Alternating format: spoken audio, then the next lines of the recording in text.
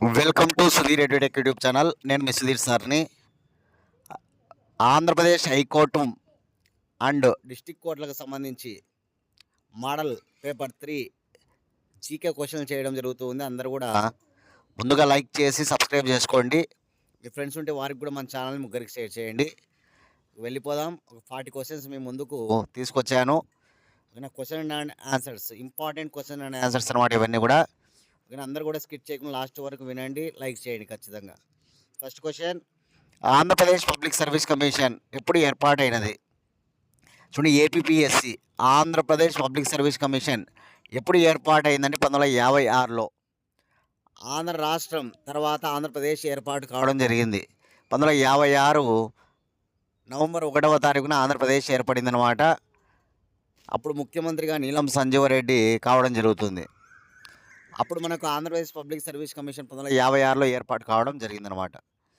Second question, ఆంధ్రప్రదేశ్కు చెందిన కొండలు అవి కలిగిన జిల్లాలతో జతపరచుము. చూడండి, ఆంధ్రప్రదేశ్ చెందిన కొండలు చూద్దాం. బెల్లం కొండలు, పాపి కొండలు, శేషాచల కొండలు, సింహాచల కొండలు అని ఇవ్వడం జరిగింది. అవి కలిగిన జిల్లాలు, బెల్లం కొండలు పల్నాడు జిల్లాలో ఉంటాయి, పాపి కొండలు తూర్పుగోదావరి జిల్లాలో, శేషాచల కొండలు తిరుపతిలో, సింహాచల కొండలు విశాఖపట్నంలో ఉంటాయి.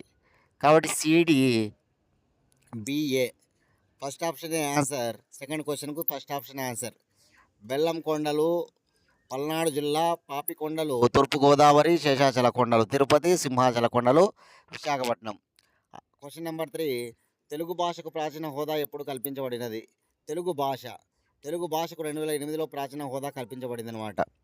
ఇప్పటి వరకు ప్రాచీన హోదా కలిగిన భాషలు 11 ఉండగా తెలుగుకు 2008లోనే ప్రాచీన హోదా దక్కింది. తెలుగుతో పాటు అదే సంవత్సరం కన్నడం 2008లో ప్రాచీన హోదా దక్కించుకుంది. మొట్టమొదటిసారిగా ప్రాచీన హోదా దక్కింది తమిళం 2004, తర్వాత సంస్కృతం 2005, తర్వాత 2008లో కన్నడం తెలుగు, తర్వాత 2013లో మలయాళం, 2014లో ఒరియా. ఓకేనా, 14లో ఒరియా అనమాట. తర్వాత 2024లో మరాఠీ, బెంగాలీ, అస్సామీ, పాలి, ప్రాకృతం. ఇలా మొత్తం ఇప్పటి వరకు 11 ప్రాచీన హోదా గల భాషలు ఉన్నాయన్నమాట. క్వశ్చన్ నెంబర్ 4, ఆంధ్రాను పాలించిన తొలి రాజవంశం ఏది? శాతవాహన రాజులు. ఆంధ్రాను పరిపాలించిన తొలి రాజవంశం అనమాట శాతవాహనులు. శాతవాహన వంశ స్థాపకుడు శ్రీముఖుడు అనమాట. శాతవాహన వంశస్థుల రాజధానులు ధరణికోట లేదా ధాన్య కటకం, అదేవిధంగా పైతాన్ లేదా ప్రతిష్టానపురం అనమాట. మహారాష్ట్రలో ఉంటుంది పైతాన్ లేదా ప్రతిష్టానపురం, గుర్తుపెట్టుకోవాలి. Question number 5, Acharya Nagarjuna university ఎక్కడ కలదు? ఆచార్య నాగార్జున యూనివర్సిటీ గుంటూరులో కలదు. ఎక్కడ ఉందంటే కదా గుంటూరు, గుర్తుపెట్టుకోవాలి. ఆంధ్రప్రదేశ్లో అత్యంత గొప్ప యూనివర్సిటీలు అనమాట ఆచార్య నాగార్జున యూనివర్సిటీ. చాలా ప్రాచీన యూనివర్సిటీ అనమాట ఇది. ఎక్కడ ఉందంటే కనుక గుంటూరులో ఉంటుందనే విషయాన్ని గుర్తుపెట్టుకోవాలి. అదేవిధంగా మనకి యూనివర్సిటీలో చూస్తే కనుక ఆదికవి నన్నయ్య యూనివర్సిటీ రాజమండ్రిలో ఉంటుంది. ఆంధ్ర యూనివర్సిటీ విశాఖపట్నంలో ఉంటుంది. రాయలసీమ యూనివర్సిటీ మనకి కర్నూలులో ఉంటుంది. యోగి వేమన యూనివర్సిటీ వైఎస్ఆర్ కడప జిల్లాలో ఉంటుంది. విక్రమసింహపురి యూనివర్సిటీ నెల్లూరు పొట్టి శ్రీరాములు జిల్లాలో ఉంటుంది. ఓకేనా.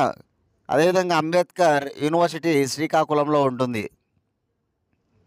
అదేవిధంగా శ్రీకృష్ణదేవరాయల యూనివర్సిటీ అనంతపురంలో ఉంటుంది. ఇట్లా మనకు చాలా ఫేమస్ యూనివర్సిటీలు ఉంటాయన్నమాట, గుర్తుపెట్టుకోవాలి. వెంకటేశ్వర యూనివర్సిటీ తిరుపతిలో ఉంటుంది, వెంకటేశ్వర యూనివర్సిటీ.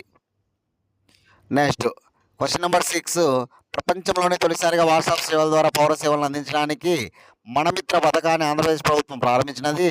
మనమిత్ర పథకంలో భాగంగా ఆంధ్రప్రదేశ్ నివాసితులు విస్తృత సేవలు పొందడానికి ఇచ్చిన వాట్సాప్ నెంబర్ ఎంత? చాలా చాలా ఇంపార్టెంట్ అన్నమాట. ప్రపంచంలోనే మొట్టమొదటిసారిగా వాట్సాప్ సేవలు ఆంధ్రప్రదేశ్లో ప్రారంభించబడ్డాయి మనమిత్ర ద్వారా. 9552300009. థర్డ్ ఆప్షన్ 9552300009 అనమాట. ఇది వాట్సాప్ నెంబర్ అనమాట మనమిత్ర పథకానికి సంబంధించి. క్వశ్చన్ నెంబర్ 7, నవోదయ పాఠశాలలు ఎవరి కొరకు ప్రారంభించబడినవి? సో నవోదయ పాఠశాలలు ఎవరి కొరకు ప్రారంభించబడినవి అంటే కనుక ఓకేనా గ్రామీణ ప్రతిభావంతుల కోసం. Third option. Question number 8. ఆంధ్రప్రదేశ్లో ఎన్ని నేషనల్ పార్కులు కలవు? ఆంధ్రప్రదేశ్లో ఎన్ని నేషనల్ పార్కులు ఉన్నాయంటే 3 ఉన్నాయన్నమాట. ఆ 3 ఏవంటే కనుక Papikondala national park, Sri Venkateswara national park, Rajiv Gandhi national park. Papikondala national park Godavari జిల్లాలో భాగంగా ఉంది. శ్రీ వెంకటేశ్వర నేషనల్ పార్కు తిరుపతిలో ఉంది. అదేవిధంగా రాజీవ్ గాంధీ నేషనల్ పార్కు రామేశ్వరం, ప్రొద్దుటూరు, కడపలో ఉందన్నమాట. వైఎస్ఆర్ కడప జిల్లాలో ఉన్నటువంటి ప్రొద్దుటూరులో గల రామేశ్వరంలో ఉంటుందన్నమాట. Next question number 9. మద్యపాన నిషేధ కారణం చేత రాష్ట్రపతి పాలన విధించినప్పుడు రాజీనామా చేసిన ముఖ్యమంత్రి ఎవరు?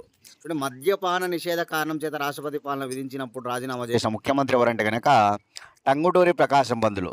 చూడండి, ఆంధ్రప్రదేశ్లో 3 సార్లు మనకి రాష్ట్రపతి పాలన విధించారనమాట. 1954, 1973, 2014, 2013. 1954లో మద్యపాన నిషేధం కారణం చేత టంగుటూరి ప్రకాశం పంతులు, 1973లో జయాంధ్ర ఉద్యమం కారణం చేత ముఖ్యమంత్రి పివి నరసింహారావు గారు, అదేవిధంగా 2013లో ఓకేనా సమైక్యాంధ్ర ఉద్యమం కారణం చేత నల్లారి కిరణ్ కుమార్ రెడ్డి, ముఖ్యమంత్రి నల్లారి కిరణ్ కుమార్ రెడ్డి రాజీనామాలు చేయడం జరిగిందనమాట. ఇక్కడ సంవత్సరాలు గుర్తుపెట్టుకోండి, ఏ కారణం చేత రాష్ట్రపతి పాలన విధించారో గుర్తుపెట్టుకోండి, అక్కడ ఉన్న ముఖ్యమంత్రుల పేర్లు గుర్తుపెట్టుకోండి, చాలా ఇంపార్టెంట్. Question number 10. క్రింద ఇవ్వబడిన వానిలో 1953 అక్టోబర్ 1న ఆంధ్ర రాష్ట్రం ఏర్పడినప్పుడు తొలి పదవులకు సంబంధించిన సరికానిది అది. చూడండి, 1953 అక్టోబర్ 1న ఆంధ్ర రాష్ట్రం ఏర్పడింది కదా, అప్పుడు తొలి ముఖ్యమంత్రిగా టంగుటూరి ప్రకాశం పంతులు, రైట్.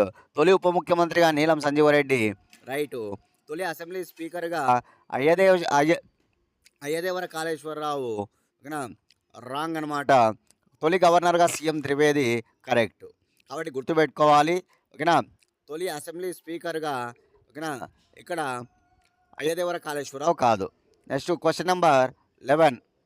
వివిప్యాట్ ను ఏ సంవత్సరంలో జరిగిన ఎన్నికల్లో అన్ని లోక్సభ స్థానాల్లో వినియోగించడం జరిగింది? చూడండి, వివిప్యాట్ను ఏ సంవత్సరంలో జరిగిన ఎన్నికల్లో అన్ని లోక్సభ స్థానాల్లో ఉపయోగించారంటే 2019లో అనమాట. ఓకేనా. Next third option. Question number 12. ఈ క్రింది ఏ క్యాబినెట్ కమిటీ సూపర్ క్యాబినెట్గా అభివర్ణిస్తారు? చూడండి, మనకి క్యాబినెట్ కమిటీలు ఉంటాయి కదా, అందులో సూపర్ క్యాబినెట్గా దేనిని ఓకేనా అభివర్ణిస్తారు అంటే కనుక రాజకీయ వ్యవహారాల కమిటీని. ఆప్షన్ 2 రాజకీయ వ్యవహారాల కమిటీ అనమాట. Next question number 13. రాష్ట్రపతి తొలగింపు తీర్మానాన్ని క్రింద ఏ సభలో ప్రవేశపెడతారు? చూడండి, రాష్ట్రపతి తొలగింపు అదే మహాభియోగ తీర్మానం, ఓకేనా. రాజ్యాంగానికి విరుద్ధంగా ప్రవర్తించినట్లయితే కనుక రాష్ట్రపతిని తొలగించడానికి పార్లమెంట్లో ఏ సభలోనైనా ప్రవేశపెట్టవచ్చు అనమాట. అంటే లోక్సభ కానీ రాజ్యసభలో కానీ ఏ సభలోనైనా ప్రవేశపెట్టవచ్చు. ఏ సభలో ప్రవేశపెట్టినప్పటికీ 2/3 వంతు చొప్పున ఆమోదించవలసి ఉంటుంది, ఓకేనా. 2 సభలు కూడా ఆమోదించవలసి ఉంటుందన్నమాట. కాబట్టి ఆప్షన్ 4 ఇక్కడ 13, ఓకేనా. ఆప్షన్ 4 అనమాట. Next question number 14. 1977లో ఎవరి అధ్యక్షతన పంచాయతీరాజ్ కమిటీని ఏర్పాటు చేయడం జరిగింది? చూడండి, 1977లో అశోక్ మెహతా కమిటీని ఏర్పాటు చేస్తారనమాట.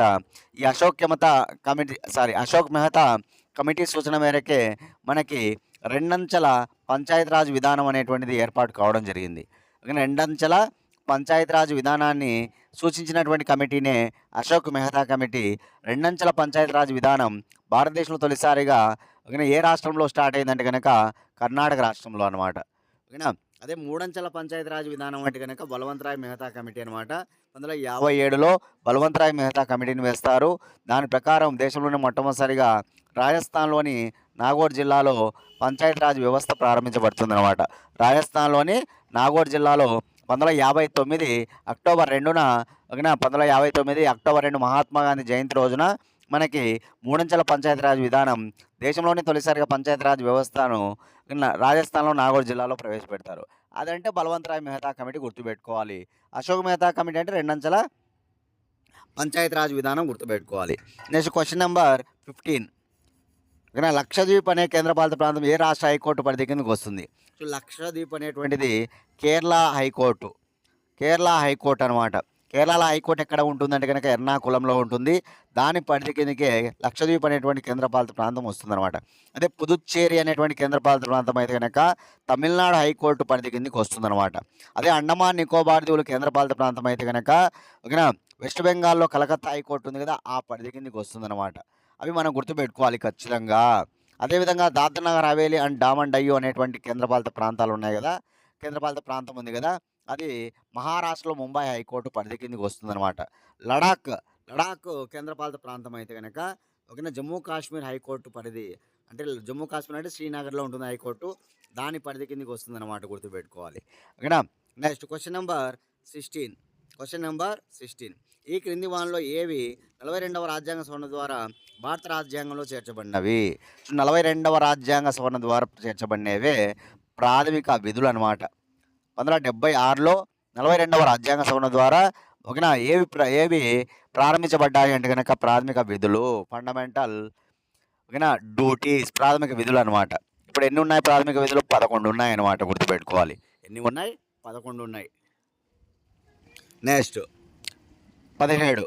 సుప్రీంకోర్టు న్యాయమూర్తిగా నియమించబడాలంటే కనీస వయసు ఎంత? సుప్రీంకోర్టు న్యాయమూర్తిగా నియమించబడాలంటే కనీస వయసు అనేటువంటిది లేదు, కాబట్టి ఆప్షన్ 4 ఏది కాదనమాట. సుప్రీంకోర్టు న్యాయమూర్తిగా నియమించబడాలంటే కనీస వయసు ఎంత అంటున్నాడు, దానికి వయసు అనేటువంటిది నిర్ధారించలేదన్నమాట, కాబట్టి ఏది కాదు ఇక్కడ. Question number 18. ఈ క్రింది దేశాలను పరిగణించండి. మయన్మార్, నేపాల్, ఆఫ్ఘనిస్తాన్, చైనా, భూటాన్ అని ఇచ్చాడు. పై వాటిలో సిక్కింతో సరిహద్దు పంచుకునే దేశాలు ఏమంటున్నాడు?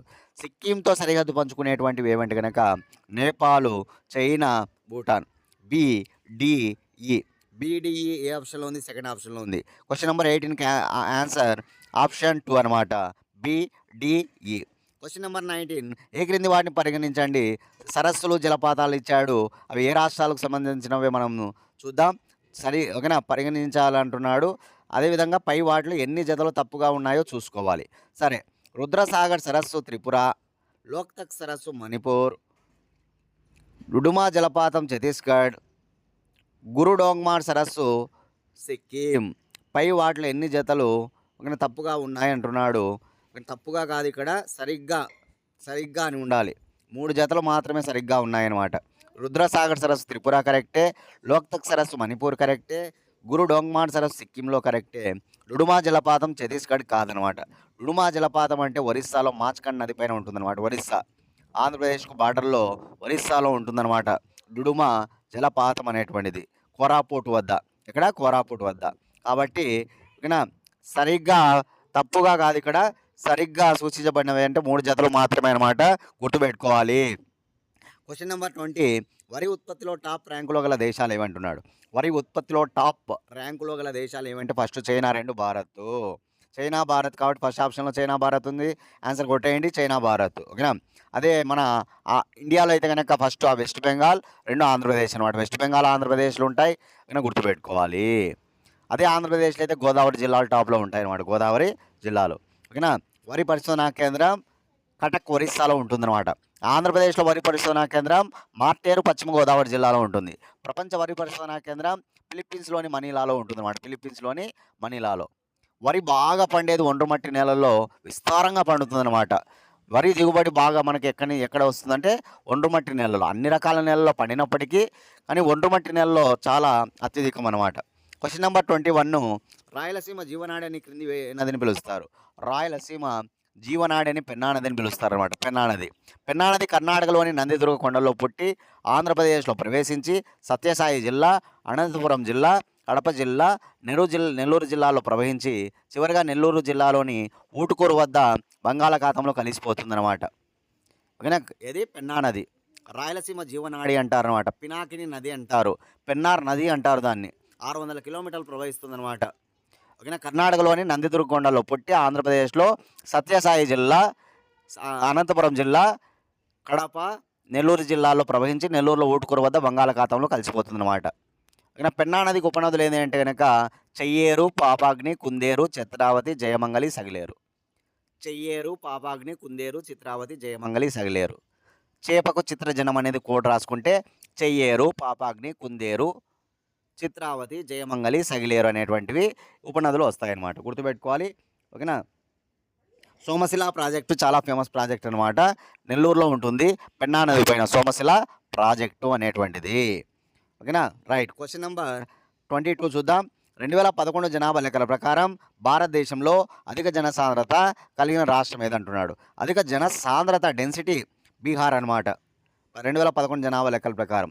తక్కువ అయితే గనక అరుణాచల్ ప్రదేశ్‌లో ఉంటుందన్నమాట. ఓకేనా. అధిక జనసాంద్రత బీహారు. తక్కువ జనసాంద్రత ఎక్కడంటే గనక అరుణాచల్ ప్రదేశ్ అనమాట. Question number 23 heroine of the quit India movement అని ఎవరిని పిలుస్తారు? చాలా వెరీ ఇంపార్టెంట్ బిట్టు. అరుణ అసఫ్ అలీ అనమాట. క్విట్ ఇండియా ఉద్యమంని ప్రారంభించింది గాంధీ. 1942 ఆగస్టు 8న క్విట్ ఇండియా ఉద్యమాన్ని మహాత్మా గాంధీ ప్రారంభిస్తే, ఆయన్ని అరెస్ట్ చేస్తే, మహిళలు కీలక పాత్ర పోషిస్తే, ఆ మహిళల్లో ముఖ్యంగా అరుణ అసఫ్ అలీ ముందుకు తీసుకువెళ్ళడం జరుగుతుంది. క్విట్ ఇండియా ఉద్యమంలో భాగంగా ఆమె ఫ్లాగ్ కూడా ఎగరేస్తుంది, మన ఫ్లాగ్. ఓకేనా. కాబట్టి అరుణ అసఫ్ అలీని heroine of the quit India movement అంటారు. ఓకేనా. క్విట్ ఇండియా ఉద్యమంలో భాగంగా గాంధీ డూ ఆర్ డై అనే నినాదాన్ని ఇస్తాడు. Do or die. Mahatma Gandhi చేపట్టిన ఉద్యమాల్లో చివరి ఉద్యమమే క్విట్ ఇండియా ఉద్యమం అనమాట. నెక్స్ట్ క్వశ్చన్ నెంబర్ 24 క్రింది ఉద్యమాలు సంఘటనలు వరుస క్రమంలో అమర్చండి. చంపారన్ సత్యాగ్రహం, వందే మాతర ఉద్యమం, దండి మార్చు, వ్యక్తిగత సత్యాగ్రహం, గాంధీ ఇర్విన్ ఒప్పందం అంటున్నాడు. ఓకేనా. ఫస్ట్ మనకి ఇక్కడ ఏం కనిపిస్తుందంటే కనుక వందే మాతర ఉద్యమం కనిపిస్తుంది 2. తర్వాత ఏం కనిపిస్తుందంటే కనుక ఓకేనా చంపారన్ 2-1. ఇక్కడ ఆన్సర్ చూస్తే కనుక 2-1. ఓకేనా. మళ్ళీ 3, మళ్ళీ ఓకేనా. మళ్ళీ వచ్చేసి 5-4 సెకండ్ ఆప్షన్. 2-1-3-5-4 అనమాట. 2-1-3-5-4 సెకండ్ ఆప్షన్. ఓకేనా. 2 వందే మాతర ఉద్యమం కదా.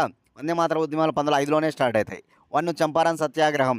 చంపారన్ వచ్చేసి 1917లో స్టార్ట్ అవుతుంది, గాంధీ మొదటి సత్యాగ్రహం అది. 3 అంటే కనుక దండి మార్చ్ 1930 అనమాట. 1930. అదేవిధంగా సారీ 2-1 అంతేలేండి. 2-1-3-5-4 గుర్తుపెట్టుకోవాలి ఖచ్చితంగా. నెక్స్ట్ గాంధీ ఇర్విన్ ఒప్పందం తర్వాత జరుగుతుంది. తర్వాత వ్యక్తిగత సత్యాగ్రహం ఉంటుందన్నమాట. వ్యక్తిగత సత్యాగ్రహం ఇప్పుడు 1940లో వ్యక్తిగత సత్యాగ్రహాన్ని ప్రారంభిస్తాడు గాంధీ. క్వశ్చన్ నెంబర్ 25 అక్బర్తో తలపడిన అహ్మద్ నగర్ పాలకురాలు ఎవరు? చూడండి, అక్బర్ అనేటువంటి చక్రవర్తి మొఘల్ చక్రవర్తులలో అందరికంటే గొప్పవాడు అనమాట. అతనితో తలపడడం అంటే అంత ఆషామాషి కాదు. అలాంటిది ఒక మహిళ గొప్పగా పోరాడుతుందన్నమాట. ఆమె ఎవరని ఇక్కడ ఆప్షన్లో చూస్తే ఆప్షన్ 2 చాంద్ బీబీ అనమాట. చాంద్ బీబీ అహ్మద్ నగర్ పాలకురాలు చాంద్ బీబీ. ఓకేనా, గుర్తుపెట్టుకోవాలి ఖచ్చితంగా. నెక్స్ట్ క్వశ్చన్ నెంబర్ 26 బ్రిటిష్ ఇండియాకు తొలి గవర్నర్ జనరల్ ఎవరు? బ్రిటిష్ ఇండియాకు తొలి గవర్నర్ జనరల్ ఎవరు అంటే కనుక విలియం బెంటిక్ అనమాట. బ్రిటిష్ ఇండియాకు అంటే బెంగాల్ తొలి గవర్నర్ జనరల్ అడిగితే మనం ఎవరిని చెప్పాలి? బెంగాల్కు తొలి గవర్నర్ జనరల్ మనకు వార్న్ హేస్టింగ్స్ చెప్పాలి. కానీ బ్రిటిష్ ఇండియాకు అడిగినప్పుడు ఎవరిని చెప్పాలంటే కనుక విలియం బెంటిక్ అని చెప్పాలి. తొలి వైస్రాయ్ అడిగితే లార్డ్ కానింగ్ అని చెప్పాలి. తొలి వైస్రాయ్ ఎవరు? లార్డ్ కానింగ్ అనమాట. నెక్స్ట్ క్వశ్చన్ నెంబర్ 27 భారతదేశంలో పంచవర్ష ప్రణాళికల భావన ఏ దేశం నుండి గ్రహించాము?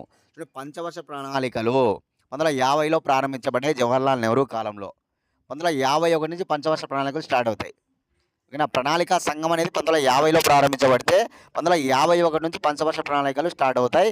మొదటి పంచవర్ష ప్రణాళికలో వ్యవసాయానికి ప్రాధాన్యత ఇచ్చారు. రెండవ పంచవర్ష ప్రణాళికలో పరిశ్రమలకు ప్రాధాన్యత ఇచ్చారు. 1951 నుంచి 56 వరకు మొదటి పంచవర్ష ప్రణాళిక, 1956 నుంచి 1961 వరకు రెండవ పంచవర్ష ప్రణాళిక అనమాట. కాబట్టి పంచవర్ష ప్రణాళికల భావన ఏ దేశం నుంచి అంటే రష్యా దేశం నుంచి. ఆన్సర్ రష్యా, ఆప్షన్ 3 గుర్తుపెట్టుకోవాలి ఖచ్చితంగా. ఓకేనా. మనకు ప్రణాళికల పితామహుడు ఎవరంటే కనుక మోక్షగుండం విశ్వేశ్వరయ్య గారు. గుర్తుపెట్టుకోవాలి, ప్రణాళికలకు పితామహుడు ఎవరు? మోక్షగుండం విశ్వేశ్వరయ్య. క్వశ్చన్ నెంబర్ 28 ఆర్థిక కార్యకలాపాల్లో డైరీ ఏ రంగం కిందికి వస్తుంది? చూడండి, ఆర్థిక కార్యకలాపాల పరంగా మనకు పాలు డైరీ ఉంది కదా, అది ప్రాథమిక రంగం కిందికి వస్తుంది అనమాట. ఓకేనా, గుర్తుపెట్టుకోవాలి, ప్రాథమిక రంగం. క్వశ్చన్ నెంబర్ 29 క్రింద ఇవ్వబడిన విటమిన్స్ వాటి లోపం వలన కలిగే వ్యాధులతో జతపరచుము. గుర్తుపెట్టుకోవాలి, చూద్దాం. క్రింద ఇవ్వబడినటువంటి వాటిని మనం ఒకసారి చూసినట్లయితే కనుక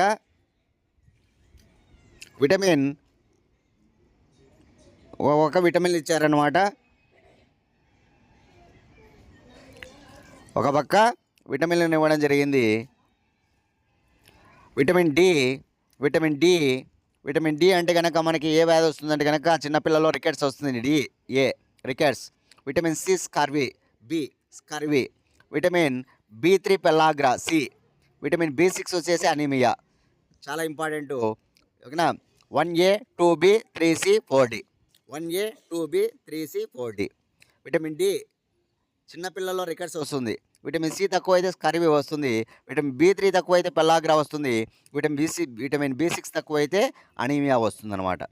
క్వశ్చన్ నెంబర్ 30. మానవుని శరీరంలో అత్యధిక పునరుత్పత్తి శక్తి కలిగిన అవయవం.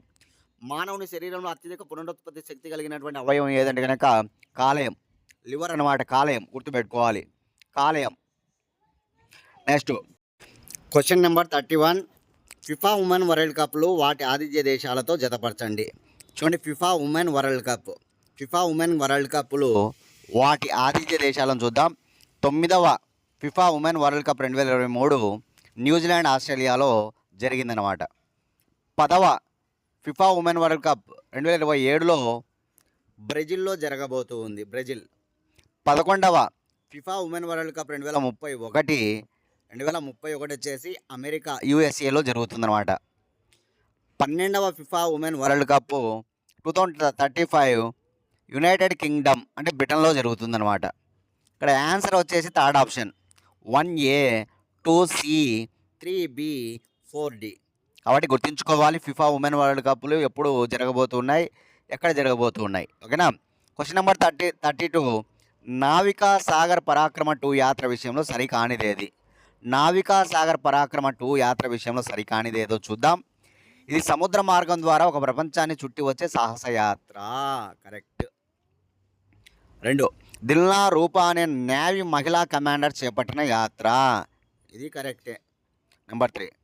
2024 అక్టోబర్ 2 నుంచి 2025 మే వరకు చేపట్టిన యాత్ర. ఇది కరెక్టే. నెంబర్ 4. దీనిలో భాగంగా ఐఎన్ఎస్ సుజాత అనే నౌకా ప్రయాణం సాగించింది. దీనిలో భాగంగా ఐఎన్ఎస్ సుజాత కాదు, ఐఎన్ఎస్ తరిణి. ఈ ఐఎన్ఎస్ తరుణి అనేటువంటి నౌకలోనే దిల్నా రూపా అనేటువంటి 2 నేవీ మహిళా కమాండర్లు సముద్ర మార్గం ద్వారా ప్రపంచాన్ని చుట్టి వచ్చే సాహస యాత్ర అనమాట. ఇది ఎప్పటి నుంచి? అక్టోబర్ 2 మహాత్మా గాంధీ జయంతి రోజున పోయిన ఏడాది. అది 2025 మే, ఈ ఏడాది మే వరకు కూడా చేపట్టారనమాట. కాబట్టి ఇది చూసుకోవాలి మనం. ఆన్సర్ ఏముంది? 1, 2, 3 థర్డ్ ఆప్షన్ అనమాట. 1, 2, 3 థర్డ్ ఆప్షన్. క్వశ్చన్ నెంబర్ 33కి వెళ్ళిపోదాం. భారతదేశ 52వ ప్రధాన న్యాయమూర్తిగా ఎవరు నియమితులయ్యారు? భారతదేశ 52వ ప్రధాన న్యాయమూర్తిగా ఇటీవల నియమితులైన వారు బిఆర్ గవాయ్ అనమాట. ఇతను ఒక దళితుడు. సుప్రీంకోర్టుకు 2వ దళితుడిగా ఇప్పుడు ఇతను నిలిచాడనమాట. మొట్టమొదటి దళితుడు అయితే కేజీ బాలకృష్ణన్, 2వ దళితుడు ఇప్పుడు బిఆర్ గవాయ్ అనమాట. Question number 34.